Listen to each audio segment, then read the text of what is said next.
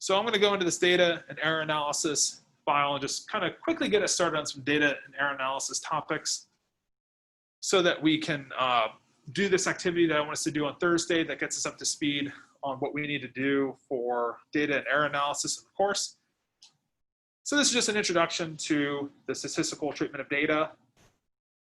I like to begin the discussion of data and error analysis with what we really mean by error and error types. So there are three different types of errors that are commonly encountered in the laboratory. One of those are illegitimate errors. That's when you knock the flask on the ground and lose half your product. If you find your yield's 40%, you probably don't say it's 40% plus or minus 60%, even though you know you lost some yield and that there is some uncertainty or an error associated with that mistake. If you're trying to report the results of that experiment, say in the literature, you would redo the experiment, right? You would go get the real yield without knocking the flask on the ground. So the idea here is if you make a mistake, you're not just going to take the error bar on the value you're measuring and make it bigger. Okay, the other type of error that we commonly encounter is a systematic error. This is an error that affects the consistency of a measured value. So imagine you're trying to take a measurement. Every time it's like too high from where it's supposed to be. Now, this is a really interesting issue because how do you ever know the measurement's too high? The only way you can ever know it's too high is if you have some either calibration that you can do or some tests you can do. So if you periodically test your equipment, or maybe you have a test set of experiments you can do, and you find that every time your result's too high, you know you may have a calibration issue. Okay, what your results should be, if you know where the result's supposed to be, your results should be too high or too low, you know, roughly half the time. And so if you're saying your data doesn't have a good spread, probably a systematic error. Now, the proper statistical solution here is to fix the equipment and redo the experiment. So recalibrate your balance and then go on with the experiment and repeat any work that may need to be repeated. The issue here is you can't just look at your error bar and say, oh, I'm gonna make it bigger, I'm gonna make it smaller, I'm gonna shift it. It doesn't quite work that way. The error propagation techniques that you've used in Chem 2210, even thinking of sig figs and why those rules work the way they do, all has to do with random errors and the way they work. So random errors are the irreproducible errors that don't have a sign. These are the errors that you know when you're in the lab and you're trying to take a balance measurement and it's going up and down.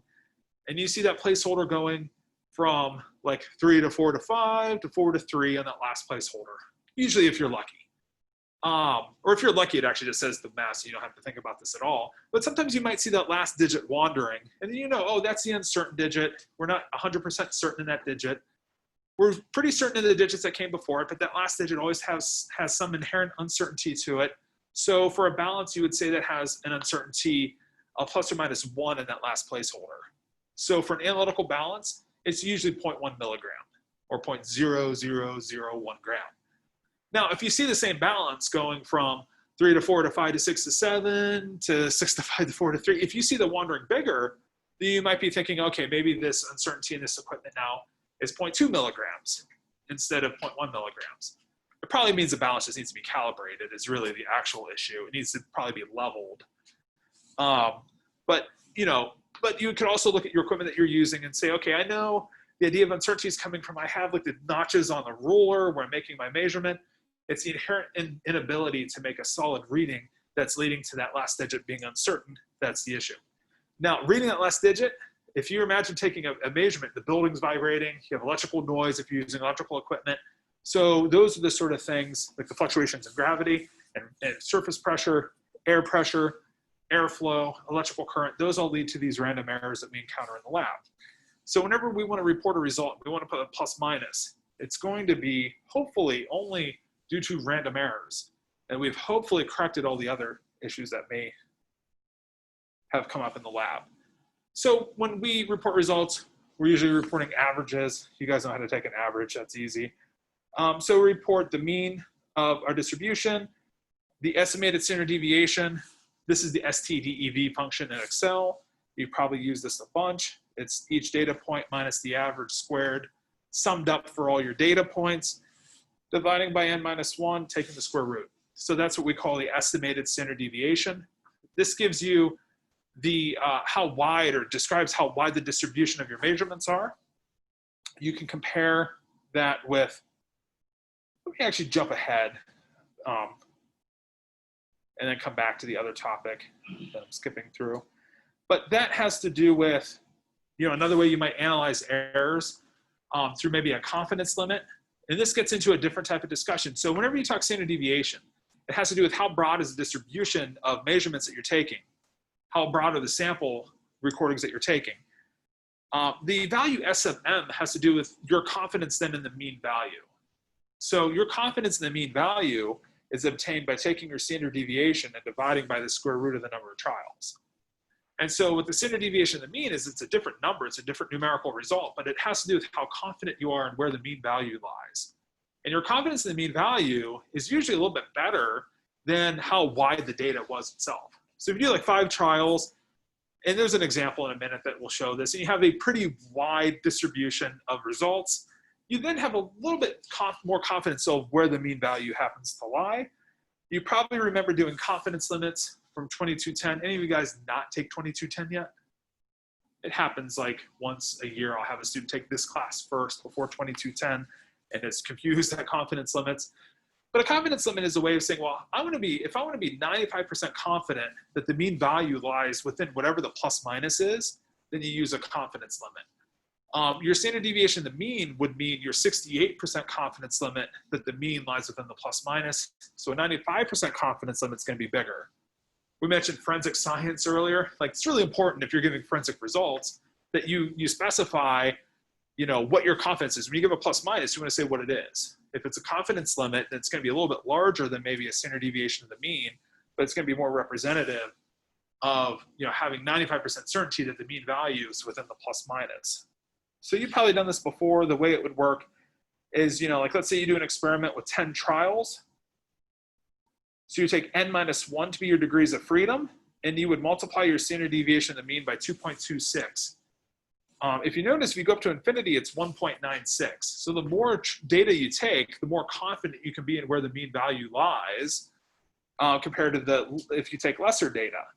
If you only take 2 or 3 trials, look at how the t-value is like 12 versus 4. So the issue here is if you only do 2 or 3 trials, your 95% confidence limit is going to be humongous. So you're not going to have much confidence at all in the mean value if you have a small data set. So let's imagine you have 4 pieces of data. You're measuring protein concentration. Here are your results. Average value. Apply your standard deviation equation. You come up with 0.012 as your standard deviation. Divide that by the square root of 4 for the standard deviation of the mean. So you can see you're more confident in the mean value here. The uncertainty in the mean value is 0.0062 is how confident we are in the 68%. So within 68% certainty, we can say that the average value is within 0.0126 plus or minus 0.06 millimolar. So we have uncertainty in 0.06 in terms of where the mean value lies of the 0.126. Now, the distribution is pretty broad. If you look at the measurements, there's pretty big deviations in those results. So there's a pretty broad standard deviation in terms of the distribution. Our t-value, 3, because we only have 4 data points.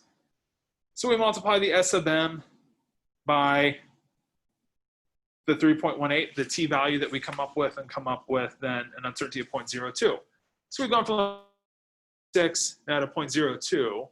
So uncertainty now is 3 times bigger, but now we're saying we're 95% confident that the actual concentration here is from about 0.10 to about 0.14 millimolar. Now, we should talk a little bit about rounding and how we know how many placeholders to report with error. I would actually have reported this with just 1 sig fig and not the second sig fig.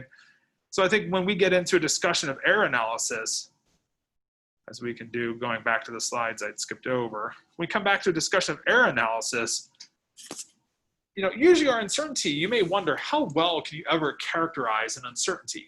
The issue is, it's like saying, how certain are you in the uncertainty in the value? Like when you say it's 0.1 milligram, probably not 0.2 milligram, but it's going to be pretty hard to say if it's 0.15 or 0.12 or 0.14 milligrams of uncertainty on a balance. So it's really hard to get that second and third digit of precision on an uncertainty value. So we're going to round our uncertainties here in this class to 1 sig fig.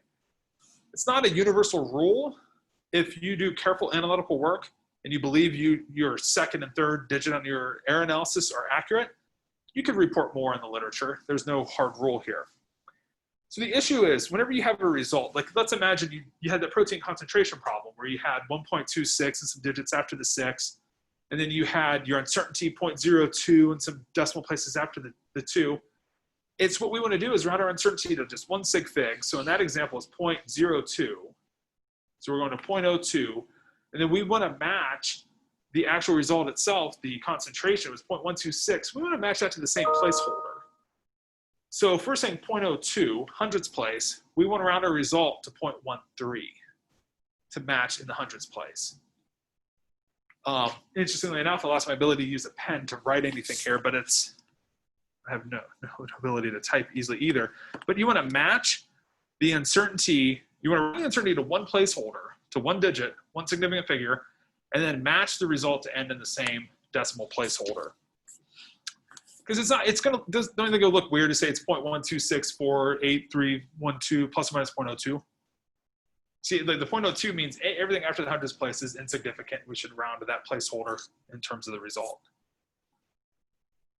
Okay, so now going back to error propagation, if we have, imagine you have a function that has 3 variables, could have 4, could have 5. And the important thing here is imagine it's just a math function. Like f is x times y times z, something like that, where x is just a variable with some uncertainty. So imagine x is like 1.25 plus or minus 0.05 meters, for example. Imagine y is just some other unit, some other value, something else was measured in the lab. Same thing for z. So the way the error propagation would work, the way you would hope it would work, is if I do x times y times z, can I just do delta x times delta y times delta z, where delta x is the uncertainty in x, delta y is the uncertainty in y, delta z is the uncertainty in z? Unfortunately, it doesn't work out to be that simple. So we can't just plug the uncertainties into the same equations. It would be nice and easy if it worked out that way.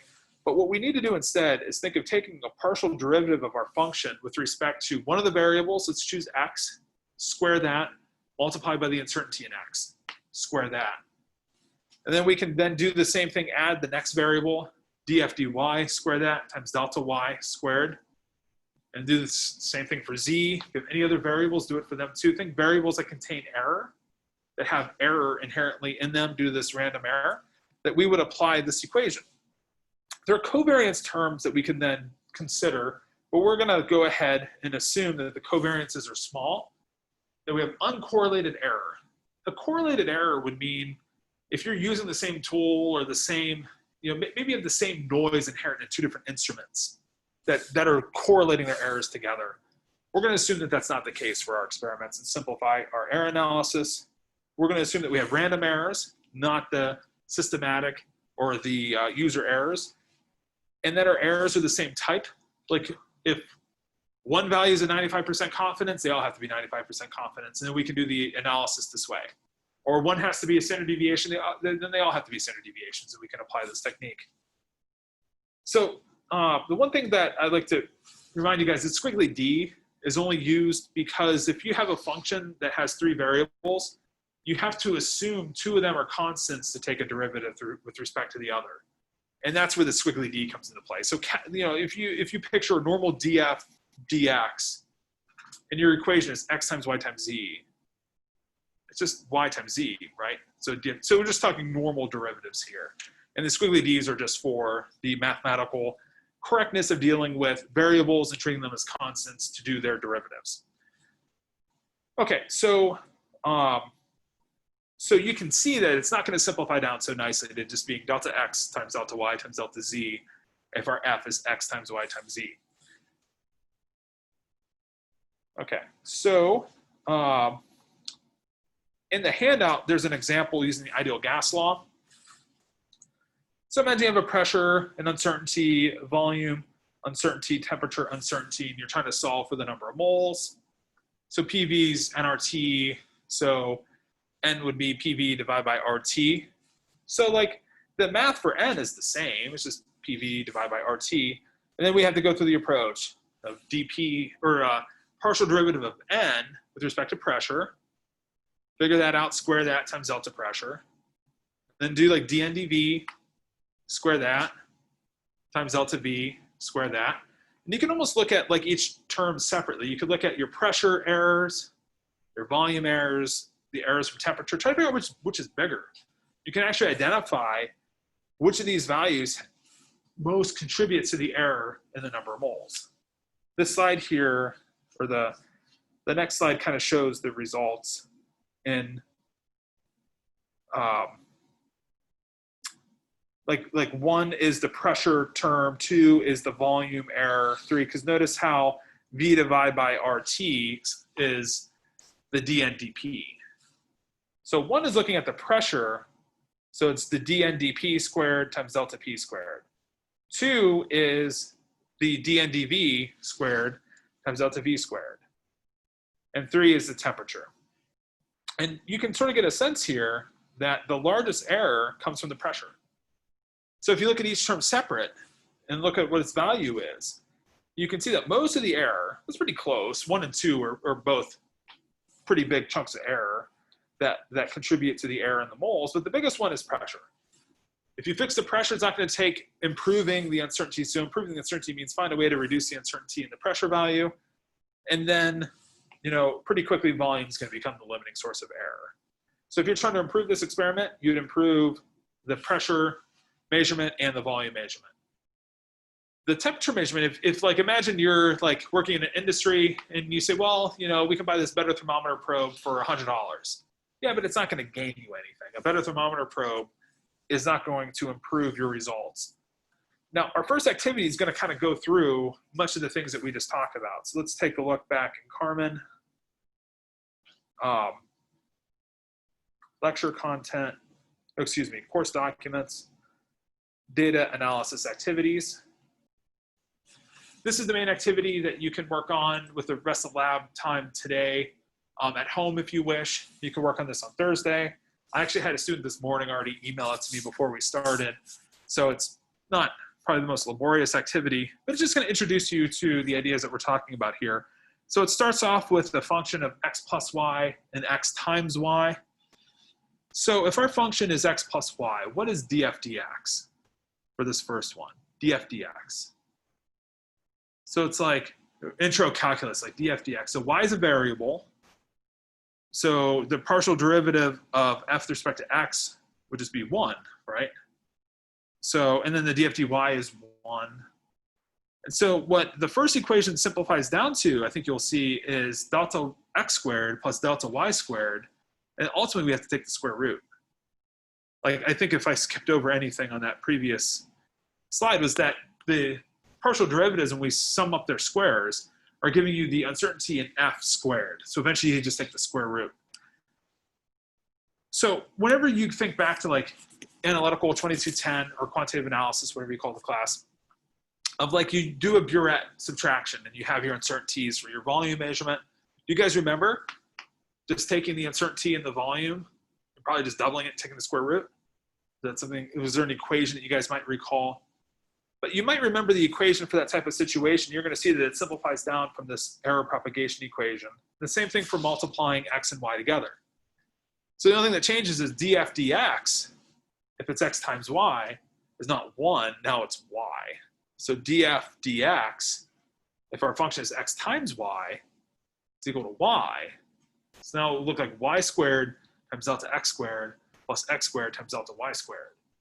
So do you remember when you're doing like a molarity with an uncertainty times a volume with an uncertainty, that you'd like cross their uncertainties, square them, times the value? Do you remember those equations at all?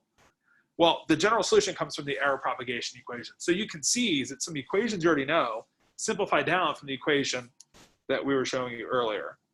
And you can even circle back to sig fig rules. And I think what you're going to find when you look at this activity is that you're going to round your results to the same placeholder you would following the ordinary rules of sig figs. It's all about the placeholder, you multiply and divide. It's all about counting sig figs. So I think you'll see that the idea here is that there's a connection between the error propagation equation. It leads to the generalized rules you're using in analytical, and then those solutions generalize down to the sig fig rules. So it's like sig fig rules are what you do when you don't want to do math. The 2210 approach is what you do when you don't want to use the formal approach, the big equations. When you have more complicated equations, you go to the error propagation equation.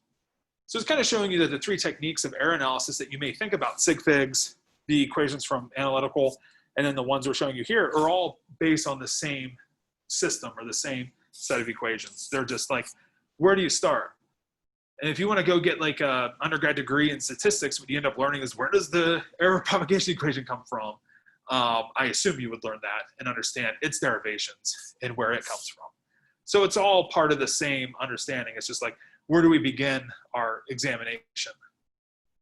The next page of the activity just goes through a little bit of a bigger example, slightly more complicated equation. And then from there, we do a linear regression. We have a video in case you forgot how to use the Linus function. The Linus function gives you the uncertainty in your slope and intercept. That'll be useful. We'll use that a couple times this semester. And then the last page goes through like mean, standard deviations, standard deviation to the mean, confidence limits, then just asks you a couple questions. Okay, so this activity also has a video that supports it. So if you go over to pages, main things we're going to use this semester, we'll put grades in, hopefully promptly. We'll use files, you see a bunch of those, and we use pages a lot. And also assignments. So those are the main areas of the Carmen that we use the most. Data and error analysis topics.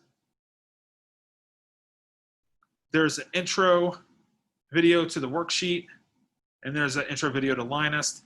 You'll see this lecture posted soon. Well, probably not soon, probably in a couple hours. I'll put the link up for the lecture. If you want to see this again, you can watch it again. But primarily the video is for anybody who couldn't attend today or joins the class after today. So that hopefully gives you a good way to start the activity. Like I say, you can spend the rest of today working on it at home if you wish, or the lab period time on Thursday. We won't meet here at all on Thursday. I'll be here for the first half hour if you have questions. And then we'll take this for you guys just in person, so since you're going to be here in person. So if you print it off and you're working on it, or if you don't have a printer, just write your answers to the questions on that activity on normal paper, and you can turn them in. If you want to turn it in electronically, the easiest way, the easiest way will be email for this assignment. So just, if you want to turn it in by email, or if you have it in digital format, email it to me, and then CC Suranjan and Aniket. Their emails are on the front packet. So shoot us those emails if you wish to turn them in electronically. So do you guys have any questions?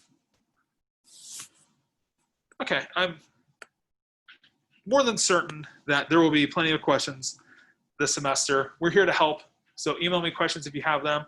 Hopefully all the major assignments that you need to know, we'll tell you about them before you have to do them. So that's our goal. You don't need to know about most of the assignments today, but we'll talk about those in lecture, through the lecture videos as we go throughout the course.